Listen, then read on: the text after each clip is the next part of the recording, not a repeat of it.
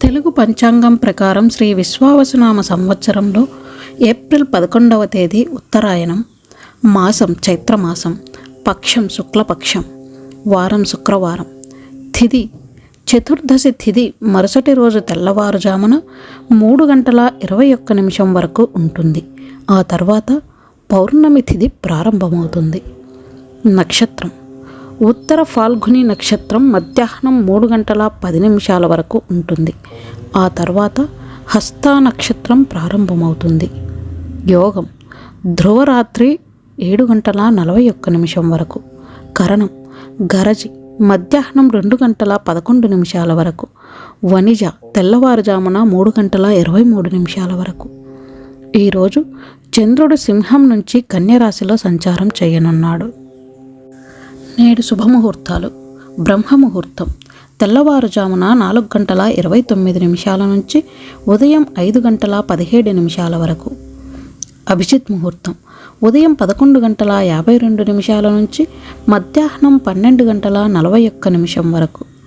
సంధ్యా సమయం సాయంత్రం 6:03 నుంచి సాయంత్రం 6:58 వరకు. అమృతకాలం ఉదయం 7:07 నుంచి ఉదయం 8:54 వరకు. సూర్యోదయ సమయం ఉదయం 6:06. సూర్యాస్తమయ సమయం సాయంత్రం 6:27. నేడు అశుభ ముహూర్తాలు: రాహుకాలం ఉదయం 10:44 నుంచి మధ్యాహ్నం 12:17 వరకు. గుళిక్ కాలం ఉదయం 7:30 నుంచి ఉదయం 9:11 వరకు. యమగండం మధ్యాహ్నం 3:22 నుంచి సాయంత్రం 4:54 వరకు. దుర్ముహూర్తం ఉదయం 8:34 నుంచి ఉదయం 9:24 వరకు మరియు మధ్యాహ్నం 12:41 నుంచి మధ్యాహ్నం 1:31 వరకు. నేటి పరిహారం: ఈరోజు లక్ష్మీదేవికి ప్రత్యేక పూజలు చేయాలి. జ్యోతిష్య శాస్త్రం ప్రకారం శుక్రవారం రోజున చంద్రుడు కన్యరాశిలో సంచారం చేయనున్నాడు. ఈరోజు ద్వాదశ రాశులపై ఉత్తర ఫాల్గుని నక్షత్ర ప్రభావం ఉంటుంది. ఇదే సమయంలో మీనరాశిలో శుక్రుడు, శని, రాహువు, బుధుడు, సూర్యుడు కలిసి పంచగ్రహ యోగాన్ని ఏర్పరచనున్నారు. ఈ శుభయోగం కారణంగా మేషం సహా కొన్ని రాశుల వారికి అద్భుతమైన ఫలితాలు రానున్నాయి. మరికొన్ని రాశి వారికి ప్రతికూల ఫలితాలు రానున్నాయి. ఈ సందర్భంగా మేషం నుంచి మీనరాశుల వారికి ఏ మేరకు అదృష్టం రానుంది తెలుసుకుందాం. మేషరాశి వారికి శుక్రుడు మిశ్రమ ఫలితాలనిస్తాడు. నూతన పెట్టుబడులు, వ్యాపారులకు అవకాశం ఉంది.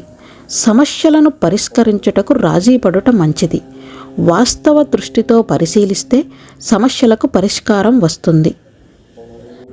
వృషభ రాశి వారికి అప్పుల నుండి విముక్తి, ఆర్థికంగా స్థిరత్వం. మీరు అనుకున్నది అనుకున్నట్లు సాధిస్తారు. మీ కీర్తి పెరుగుతుంది. భూమి కొనుగోలు చేసే ప్రయత్నానికి శ్రీకారం చుడతారు. ఇల్లు కొనడానికి అవకాశాలు మెరుగవుతాయి. మిథున రాశి వారు ధనాన్ని అధికంగా ఖర్చు చేస్తారు. ఆర్థికంగా ఇబ్బందులు పడే అవకాశం ఉంది. ఆరోగ్యంపై శ్రద్ధ వహించండి. ధ్యానయోగం ద్వారా ఉపశమనం పొందండి. కర్కాటక రాశి వారికి ఉద్యోగ, వృత్తి, వ్యాపారాలు లాభదాయకంగా ఉంటాయి. సమాజంలో మీ హోదా, గౌరవం పెరుగుతాయి. కుటుంబ విషయాలు సంతృప్తికరంగా ఉంటాయి. సింహరాశి శ్రద్ధ చేసి చదివి పరీక్షలలో విజయం సాధిస్తారు. స్వయం వృత్తుల వారికి అనేక రకాలుగా లాభాలు, ప్రోత్సాహకాలు వస్తాయి. మీ స్నేహితులు, సలహాదారులు, పెద్దలు మీకు విలువ ఇచ్చి మంచిగా వ్యవహరిస్తారు. కన్యరాశి వారికి ప్రయాణంలో సమస్యలు, ఖర్చులు అధికమవుతాయి. మీరు మీ జీవిత భాగస్వామికి మరియు పిల్లలకే సమయం కేటాయించండి. ఎదుటివారితో మాట్లాడే తీరు మెరుగుపరుచుకోండి. తులారాశి వారికి ఆదాయ వనరులు పెరుగుతాయి. ఇతర దేశాలకు వెళ్ళే ప్రయత్నాలు కలిసి వస్తాయి. పిల్లల చదువుల విషయంలోనూ ఉత్సాహకరమైన వాతావరణం ఉంటుంది. ఉద్యోగంలో పదోన్నతి వస్తుంది. వృశ్చిక రాశి.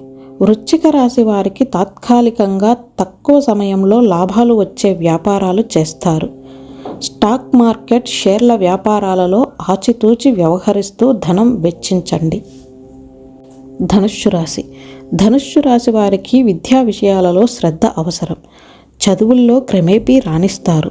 శోభాయమానంగా వాక్చాతుర్యంతో ఆధునిక సమాచారం, నవీన విషయ పరిజ్ఞానంతో అందరినీ ఆకట్టుకుంటారు.